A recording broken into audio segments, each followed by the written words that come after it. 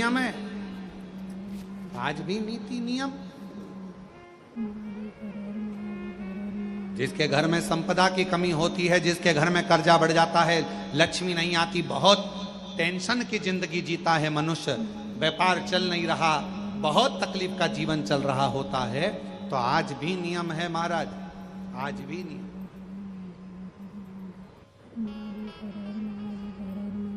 कि सोमवार शुक्रवार ये दो बार ऐसे हैं, इन दो बार को यदि कटोरी में थोड़ा सा शहद रखकर, मधु रखकर यदि लक्ष्मी जी का स्मरण किया जाए और माता लक्ष्मी जी का स्मरण कर कर एक लाल पुष्प उस कटोरी के सम्मुख में माता लक्ष्मी का नाम लेकर रखा जाए और बाद में वही शहद, वही मधु और वही पुष्प सोमवार का दिन और शुक्रवार के दिन लक्ष्मी का पूजन कर कर, स्मरण कर कर, दूसरे दिन शुक्रवार के दिन पूजन करें, शनिवार के दिन उस मधु का, उस पुष्प का विसर्जन करें, सोमवार के दिन पूजन करें लक्ष्मी जी का स्मरण कर कर, और मंगलवार के दिन अगर विसर्जन करें, 5 या 7 सोमवार या शुक्रवार को यदि आप मधु का भोग लक्ष्मी जी को लगाना प्रारंभ कर दें, शिव का नाम स्मरण कर कर, तो उसके घर में कभी संपदा की कमी नहीं होती, लक्ष्मी उस संपदा को बढ़ाती। और हम तो यहां तक कहेंगे, प्रयास करो, अगर आपके घर में छोटा सा शिवलिंग विराजमान है, आपके घर में अगर छोटा सा शंकर जी का शिवलिंग है, छोटा सा शंकर भगवान का शिवलिंग है, या आपके घर में कुबेरेश्वर धाम का कंकर है, और आपके घर में यदि शंकर भगवान का शिवलिंग है, या सीहोर का रुद्राक्ष हो, या शंकर भगवान का शिवलिंग हो, या कंकर शंकर हो, तो निवेदन है जहां पर भी शिवलिंग आपके घर में विराजमान है, अगर छोटी सी कटोरी में एक बेलपत्र को आप नीचे रखिए, छोटी सी कटोरी उस बेलपत्र के ऊपर रखकर उसमें थोड़ा सा मधु, शहद, शंकर भगवान की साक्षी में शिव जी के सामने अगर शुक्रवार की शुक्रवार रखना प्रारंभ कर दो, धीरे धीरे संपदा की वृद्धि अपने आप होना प्रारंभ होगा। मधु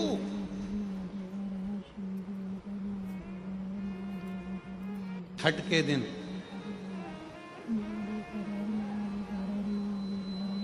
चाहे अंधेरी की छठ हो, चाहे उजाले की छठ हो, किसी भी छठ के दिन अगर षडानंद कार्तिकेय जी महाराज का नाम लेकर 6 बेलपत्र और उस 6 बेलपत्र पर 6 दुर्वा, 6 पुष्प, 6 अक्षत के दाने रखकर षडानंद कार्तिकेय बाबा के स्मरण कर कर, शिवलिंग की जो जलाधारी है उस जलाधारी पर जहां अशोक सुंदरी का स्थान है, उसी के पास में कार्तिकेय जी का स्थान है, किसी भी छठ पर यदि आप बाबा को वो बेलपत्र, वो दुर्वा, वो पुष्प, वो अक्षत का दाना 6 समर्पित करते हैं, किसी भी छठ के दिन, षष्ठी के दिन स्कंद भगवान का नाम लेकर, स्कंदेश्वर बाबा का नाम लेकर, कार्तिकेय बाबा का नाम लेकर यदि समर्पित करते हैं, तो जिंदगी में कितना भी कर्जा हो, वो कर्जा 3 महीने के अंदर समाप्त होता ही, कितना भी कर्जा। साथ में आपका परिश्रम, साथ में आपकी मेहनत और आपकी दृढ़ता, पूर्ण ऊर्जा के साथ में शिव महापुराण की कथा कहती है, 6 बेलपत्र, 6 पुष्प, 6 दुर्वा, 6 चावल के दाने और साथ में अपना परिश्रम पूर्ण करो। छठ के दिन स्कंद भगवान का नाम लेकर, स्कंदेश्वर का नाम लेकर भगवान शंकर के जलाधारी पर समर्पित करो, शिव जी से प्रार्थना करो और अपनी मेहनत को 4 चांद लगाओ, कर्जा चूकेगा जरूर, समाप्त। गणेश जी की स्कंद षष्ठी है, स्कंद छठ होती है, षष्ठी होती है, ये भादो के पावन महीने में पूरे वर्ष में केवल एक दिन स्कंद षष्ठी आती कि स्कंद भगवान के अगर केवल स्कंद पुराण को भी कोई जीव श्रवण कर लेता है तो मृत्यु जीते जी भी उसके लिए मार्ग प्रशस्त होकर एक बार वो भगवान का दर्शन भले वो किसी रूप में करे, पर मरने से पहले उसको ऐसा महसूस होता है कि मैं बैकुंठ का दर्शन कर कर आया हूं। ये उसको भान होता है स्कंद पुराण को मात्र श्रवण कर लेने से। मात्र श्रवण। स्कंद भगवान का पूजन करा, भगवान शंकर का शिवलिंग बनाया, शंकर भगवान के गणेश जी को और स्कंद देव को बिठाकर पूजन किया। इतना पूजन करा विश्वामित्र और सत्याव्रत ने, इतना पूजन करा, भगवान विष्णु ने कहा नया रास्ता बना दिया जाए। विश्वामित्र जी ने धर्म से स्कंद देव से कहकर एक मार्ग का निश्चय किया। उस मार्ग पर राजा सत्याव्रत चलकर जाने लगे। जब थोड़ी दूर पर राजा सत्याव्रत पहुंचते सी उसी समय पर इंद्र को जलन होने लगी कि जीते जी तो कोई आ ही नहीं सकता, तो ये मरा हुआ ये जीते जी कैसे आ गया। इतने में इंद्रदेव ने उसी समय राजा सत्याव्रत को ऊपर से नीचे धक्का मार दिया। धक्का दिया, राजा सत्याव्रत नीचे आ गए। बैकुंठ के मार्ग से धक्का देकर राजा सत्याव्रत को नीचे फेंक दिया। राजा सत्याव्रत ने विश्वामित्र जी से कहा मेरा तप, मेरी साधना और स्कंद देव ने मुझे मार्ग दिया, इसके बाद भी इसने नीचे क्यों फेंका मैं नहीं जानता, पर तू चिंता मत कर। विश्वामित्र जी ने कहा फिर स्कंद देव की पूजन कर। महाराज एक बेलपत्री एक तुलसी, एक बेलपत्री एक तुलसी, एक बेलपत्री एक तुलसी स्कंद देव को चढ़ाया गया।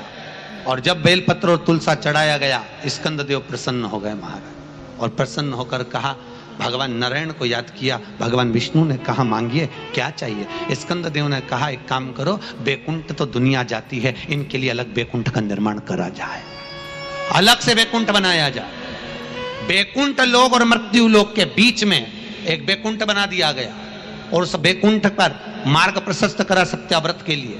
जब राजा सत्याव्रत के लिए मार्ग प्रशस्त करा तब भगवान विश्वामित्र को लगा कि बैकुंठ तो हवा में टंग रहा, कहीं वापिस सत्याव्रत ऊपर चढ़ा और नीचे गिर गया तो करा क्या जाए। तब भगवान विश्वामित्र जी ने उसी समय पर एक बड़ा सा खंबा ले जाकर उस बैकुंठ में लगाया।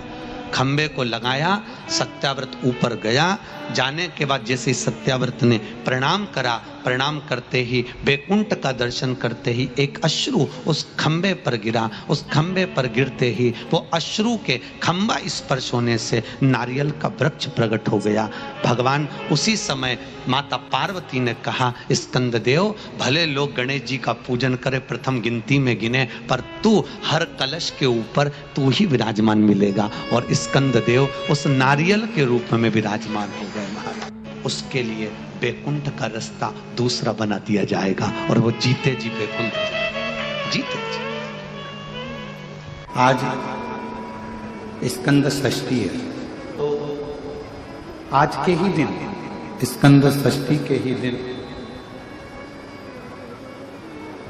एक बेलपत्र, एक दुर्वा, एक श्वेत पुष्प, सफेद फूल, स्कंद भगवान का जो स्थान है, स्कंद भगवान का जो स्थान है, उस स्थान पर एक बेलपत्र, एक दुर्वा, एक श्वेत पुष्प चढ़ाकर जल की धार को स्कंद बाबा पे समर्पित करते हुए शिवलिंग पर अगर समर्पित किया जाता है तो कितना भी, चाहे परिवार में विवाद चल रहा हो, चाहे परिवार में विवाद चल रहा हो, चाहे रिश्तेदारों में विवाद चल रहा हो, चाहे आपस में विवाद चल रहा हो, स्कंद षष्ठी के दिन अगर जल स्कंद भगवान का नाम लेकर समर्पित किया जाता है आज के दिन, तो परिवार में वापिस प्रेम बढ़ जाता है और परिवार टूटने से बच जाता है। इतना नियम स्कंद षष्ठी का, इतना क्रम शिव महापुराण के अंतर्गत। आप सभी बड़े धनभागी हैं, बड़े किस्मत वाले हैं और बड़े भाग्यशाली हैं। शिव जी की बड़ी कृपा आप सभी पर है। दुर्वा जो उत्पन्न हुई है, इसमें इतना बल कहां से आ गया। शंकर भगवान बोले रहे ओ इंद्र, तुम्हारे अमृत से भी बड़ी प्रबल है ये दुर्वा। जिस समय पर अमृत का कलश निकला, उस अमृत के कलश को देवता लेकर जा रहे थे, ले जाते राक्षसों से छुड़ाकर सबसे पहले इन्होंने समुद्र के किनारे पर उसको छुपाया। उस जगह पर भगवान विष्णु की जंघा के रोम पड़े थे जिससे दुर्गा उत्पन्न हुई थी। उस दुर्गा पर इस कलश को रखा, रखते ही एक देवता ने उसके उठाकर देखना चाहा तो उसमें से थोड़ा सा भाग अमृत का नीचे गिर गया जो दुर्गा पर पड़ गया। और आगे गए, फिर इसको छुपाया, वहां भी दुर्गा थी। फिर और आगे गए, वहां भी दुर्गा थी। सुनिंद्र, तेर को जो अमृत मिला तूने एक बार में पिया। ब्रह्मा को जो अमृत मिला वो ब्रह्मदेव ने एक बार में पिया। वरुण को जो अमृत मिला वो एक बार में पिया। पर इस दुर्गा को जो अमृत मिला वो 5 बार मिला। इसलिए पंच दुर्गा लेकर तू गणेश के पास जा और उसको दे, क्योंकि ये 5 अमृत के कुंड से भी प्रबल है। ये 5 अमृत के कुंड से भी प्रबल है। लेकर जा तू ये दुर्गा। और इंद्र ने दुर्गा दी, गणेश जी को खिलाई। जैसे खिलाई, गणेश जी के भीतर की जो अग्नि थी वो समाप्त हो गई। तकलीफ किसकी जिंदगी में नहीं आती? भगवान राम के जीवन में भी दुख आया, भगवान कृष्ण के जीवन में भी दुख आया। तकलीफ किसको नहीं आती? सब। इसलिए किसी के दुख को देखकर कभी खुश मत हो।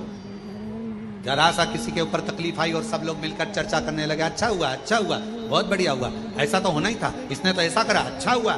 ना, किसी को बीमारी आई कभी मत कहो कि दूसरे को बीमारी आती है ना तो दुनिया के लोग सोचते हैं कर्म का दंड भोग रहा है, और खुद को बीमारी आई, फिर खुद को तकलीफ आई, फिर खुद को कष्ट आया, फिर। इसलिए कभी किसी की जिंदगी में अगर तकलीफ है तो भगवान से प्रार्थना करना, बाबा इसके जीवन में दुख आया है, भले मेरा बेदी है, कष्ट है, मेरे से लड़ता है, पर बाबा दुख समाप्त करना। जब हम सर्वे भवन्तु सुखिनः की कामना करेंगे ना तो सबसे पहले भगवान सुख हमको देगा। सबसे पहले सुख हमें। इत्र की शीशी खोलिए, दूसरे पर इत्र लगाइए, सबसे पहले इत्र की खुशबू किसको आएगी? जम के बोलो,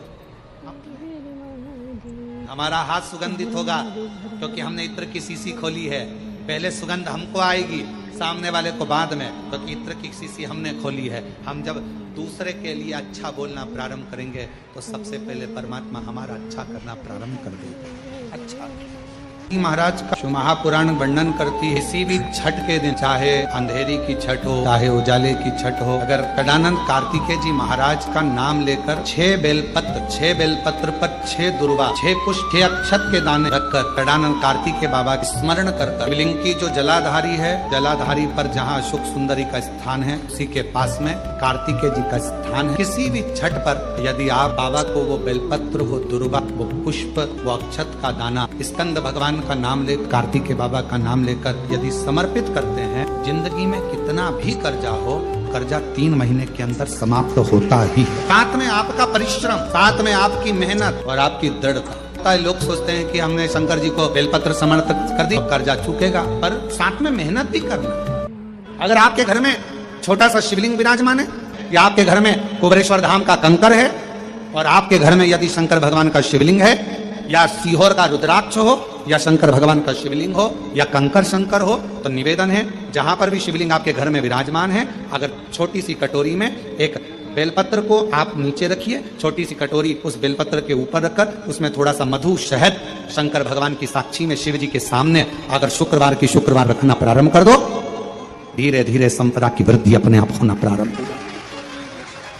मधु, इसलिए आज भी नियम है, जिसके घर में संपदा की कमी होती है, जिसके घर में कर्जा बढ़ जाता है, लक्ष्मी नहीं आती, बहुत टेंशन की जिंदगी जीता है मनुष्य, व्यापार चल नहीं रहा, बहुत तकलीफ का जीवन चल रहा होता है, तो आज भी नियम है महाराज कि सोमवार, शुक्रवार, ये 2 बार ऐसे हैं, इन 2 बार को यदि कटोरी में थोड़ा सा शहद रखकर, मधु रखकर यदि लक्ष्मी जी का स्मरण किया जाए और माता लक्ष्मी जी का स्मरण कर कर एक लाल पुष्प उस कटोरी के सम्मुख में माता लक्ष्मी का नाम लेकर रखा जाए, और बाद में वही शहद, वही मधु और वही पुष्प शुक्रवार के दिन पूजन करें, शनिवार के दिन उस मधु का, उस पुष्प का विसर्जन करें, सोमवार के दिन पूजन करें लक्ष्मी जी का स्मरण कर कर, और मंगलवार के दिन अगर विसर्जन करें, 5 या 7 सोमवार या शुक्रवार को यदि आप मधु का भोग लक्ष्मी जी को लगाना प्रारंभ कर दें, शिव का नाम स्मरण कर कर, तो उसके घर में कभी संपदा की कमी नहीं होती,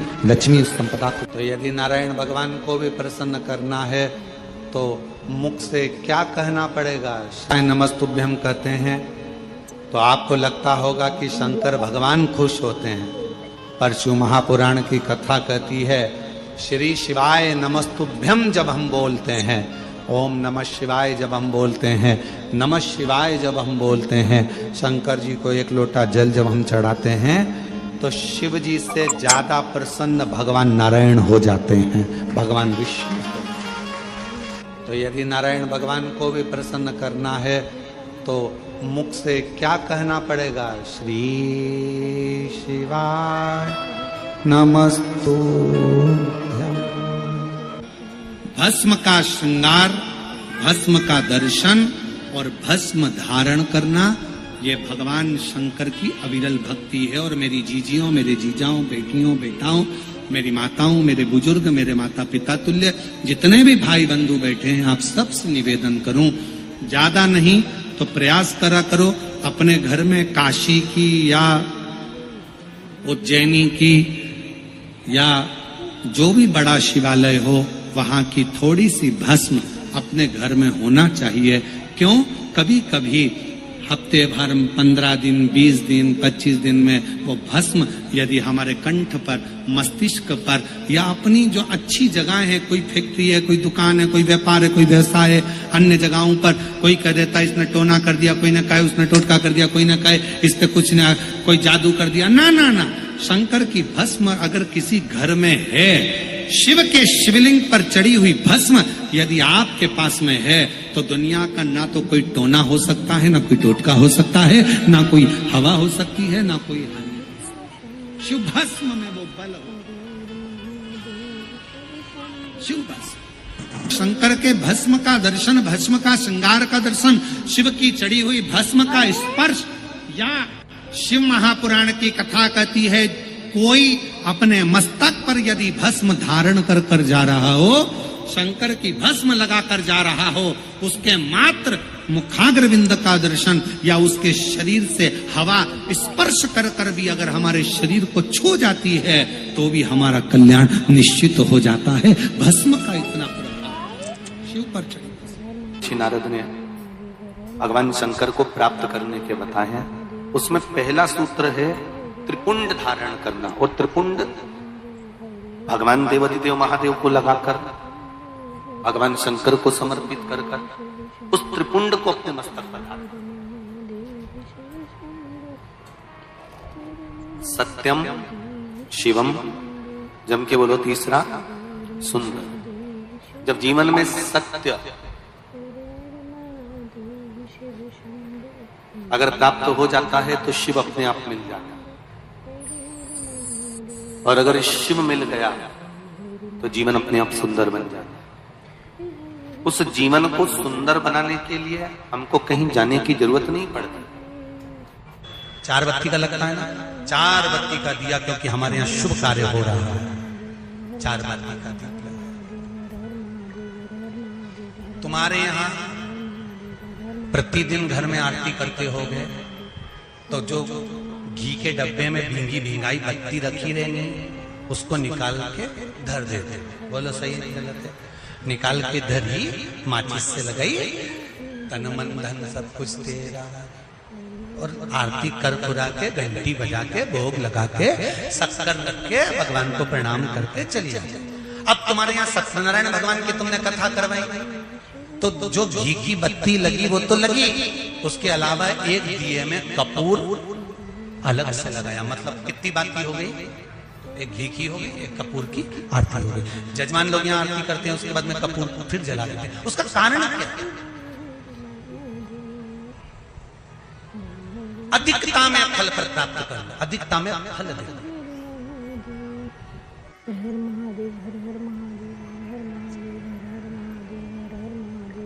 साल, 2 साल, 4 साल, 6 साल में आप भी प्रयास करा करो, पतली पतली बत्ती बनाकर 108 गिनकर घी में जब उसको पूरी बांध लो, घी में भिगो कर रख लो। कोई घर में विशेष कार्य हुआ या कहीं तीर्थ गए, कहीं गंगा जी के घाट पर गए, सरयू, मंदाकिनी, नर्मदा, गोदावरी, छिपरा, आदि के घाट पर गए तो उस बत्ती को प्रकट कर कर जलाकर रख दिया। क्या होता है उससे?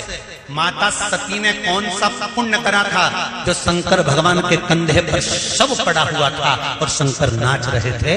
वो सती का पुण्य था कि वो कभी एक सामग्री से शिव को प्रसन्न नहीं करती थी, बहुता में देकर शंकर को रिझाती थी। इसलिए शिव ने उसको अखंडता प्रदान की। शुक्रवार के दिन बेलपत्री के वृक्ष के नीचे बैठकर घृत का दिया लगाकर शरीर में जो रोग है उसका स्मरण कर कर शंकर जी से विनय कर कर, हे भोलेनाथ, आपने शुक्र देवता को संजीवनी मंत्र दिया है, तो क्या आप मेरे को वो मंत्र प्रदान नहीं करोगे? मेरे रोग, मेरी बीमारी, मेरे दुख को आप नहीं हरोगे? शिव से कहो, ये शरीर आपने दिया है और भजन करने के लिए दिया है, स्मरण करने के लिए दिया है, कीर्तन करने के लिए। यह स्कंद पुराण कहती है महाराज कि भगवान नारायण स्वयं इस जड़ के नीचे अपना विश्राम करते हैं। महाराज इस जड़ के नीचे प्रयास करा करो, एक चुटकी हल्दी, कितनी? मात्र एक चुटकी हल्दी आंवले के वृक्ष के नीचे भगवान हरि हर महादेव के नाम से रखकर उस पर पूर्व मुख कर कर, पूर्व की ओर मुख कर कर जल समर्पित करना प्रारंभ कर दीजिए।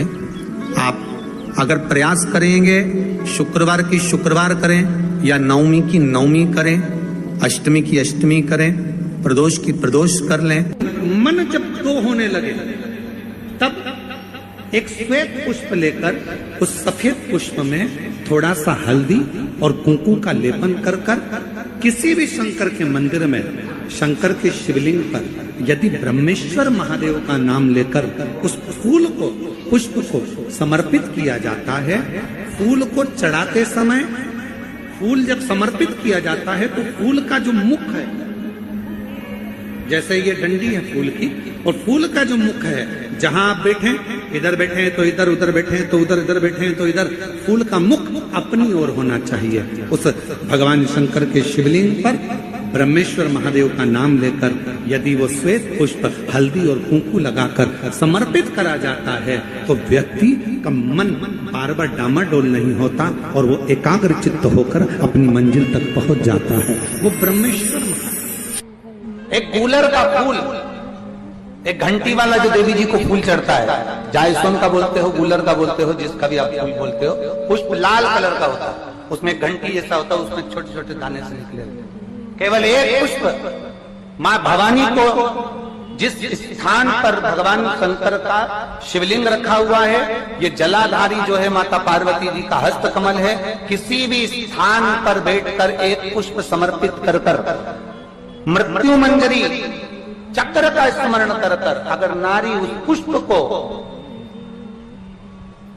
को मंदिर के द्वार के बाहर बैठकर भी खा ले या घर पर भी खा ले, तो उसके रजो धर्म से जुड़ी हुई जो भी तकलीफें होती है या गर्भाशय में गांठ भी होती है तो धीरे धीरे गलना प्रारंभ हो जाती है। उस मृत्यु मंजरी चक्र का स्मरण बड़ा ये थोड़ा सा लोगों को लगेगा, बताओ महाराज जी कहाँ का विषय लेकर। शिव कथा कहती है घर में अगर किसी को ज्यादा रोग सता रहा है, बीमारी बहुत ज्यादा हो गई है, वायरस ज्यादा लग गया है, वेंटिलेटर पर पड़ा है, तो एक प्रयास करना, समी का फूल, समी की पत्ती में, समी का वृक्ष में फूल लगता है, उस फूल को लाकर भगवान नीलकंठेश्वर महादेव के नाम से शंकर जी को चढ़ा दो और शंकर जी का नाम लेकर थोड़ा सा जल, जो व्यक्ति बीमार है, शिव पर चढ़ा हुआ जल नीलकंठेश्वर महादेव के नाम से उसके शरीर पर कहीं लगाओ, उससे उसको स्वस्थ होने में देरी नहीं लगेगी, वो स्वस्थ। में देसी गाय का दूध, जल उसमें रखकर, और आपके यहाँ अगर लड्डू गोपाल हो, यदि आपके घर में ठाकुर जी हो, लड्डू गोपाल हो, विष्णु जी का कोई स्वरूप हो, श्री हरि का कोई स्वरूप हो, तो उस पर शुक्रवार के दिन आप संध्या के समय पर दुर्वा डालकर उस दुर्वा से अगर लक्ष्मी जी के नामों का 108 बार उच्चारण कर कर घी का दिया लगाकर कैसर के चावल साथ में रखकर केवल उस जल का और दूध का मात्र छींटा देते हो तो उसके घर में कभी लक्ष्मी की कमी नहीं आ सकती, संपदा बढ़ती चली जाती है। 108 बार लक्ष्मी के नाम का मात्र उच्चारण कर लेने पर भगवान विष्णु के चरणारविंद पर, भगवान विष्णु के चरणों पर केवल उस दुर्वा का जल का दूध का सींचन कर देने से भी लक्ष्मी की वृद्धि होती है। 5 स्थान शिव जी को चढ़े हुए जल को लगाने का। पहला स्थान बोलिए, जम के बोलो जरा, नेत्र। दूसरा स्थान कर्ण, तीसरा स्थान मस्तिष्क, चौथा स्थान कंठ और 5वां स्थान अपना हृदय।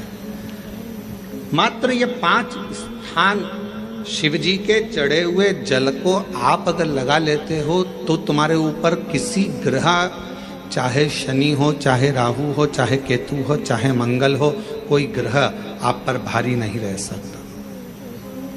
और एक प्रैक्टिकल कर देखना,